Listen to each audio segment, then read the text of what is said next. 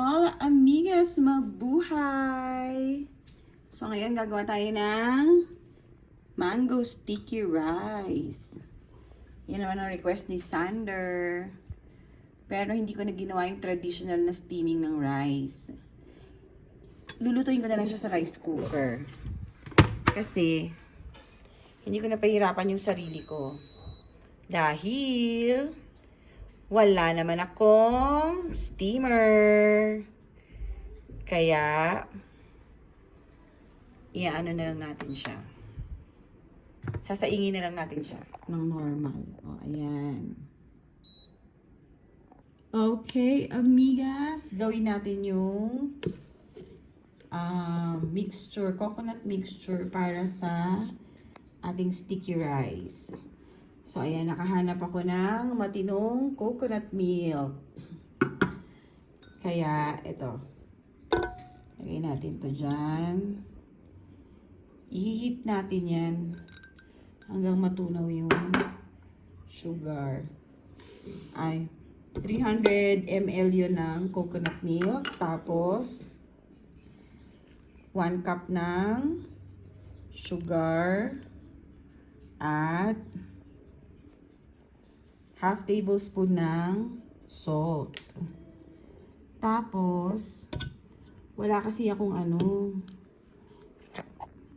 di ba nga mahirap maghanap dito ng wala akong pandan leaves. So, para may kakaiba lang, try na lang natin to, vanilla. Yan. Half teaspoon lang naman yun. Mix lang natin. Ay, pati naman yung kaserola ko, umiikot. Ano ba yan? Wait, umiikot eh.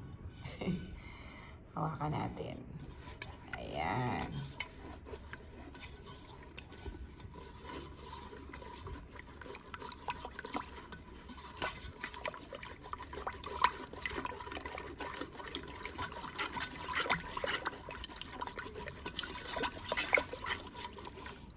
Tapos, iano natin, iano natin ng konti sa fire.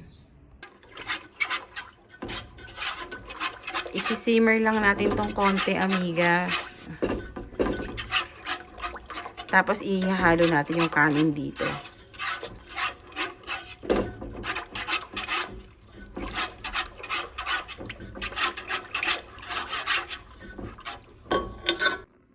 Luto na ang ating sticky rice. Ayan, ang glossy, di ba?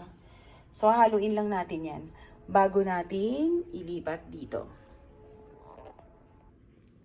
So, ayan, nahalo ko na, amigas. Perfect ang pagkasaing natin. Dahil walang matigas sa ilalim.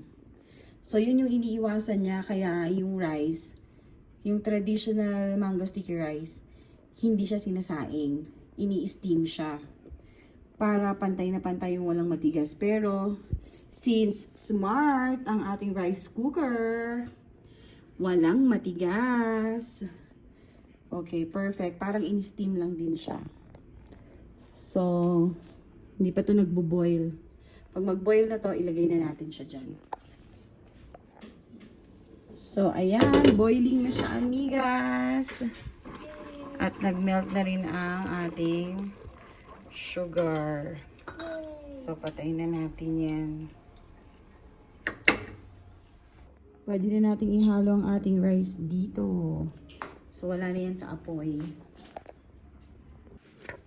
Yan. Continue lang natin i-mix ito.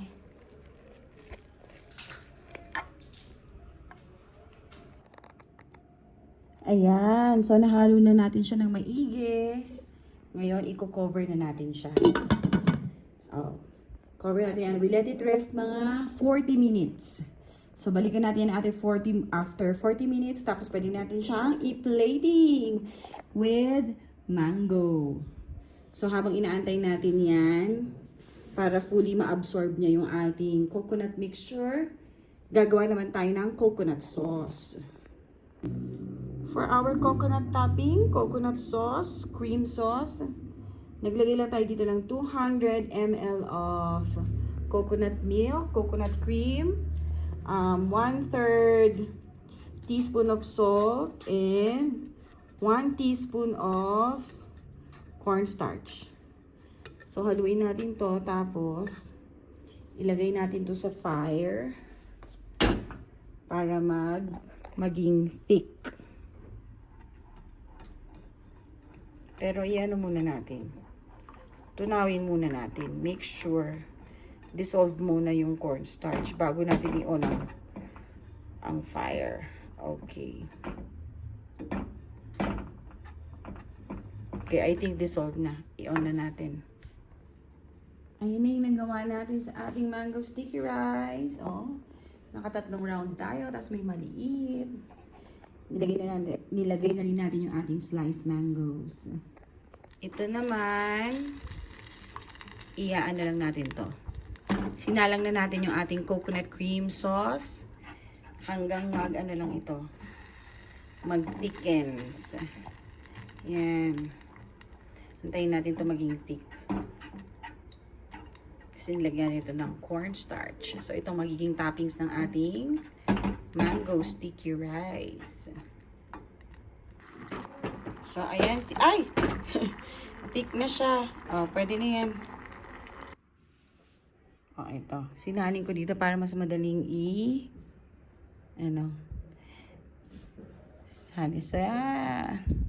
So, now we can pour it over our mango sticky rice. Wow, sarap. Ay. Wait. Ayan, tapos na.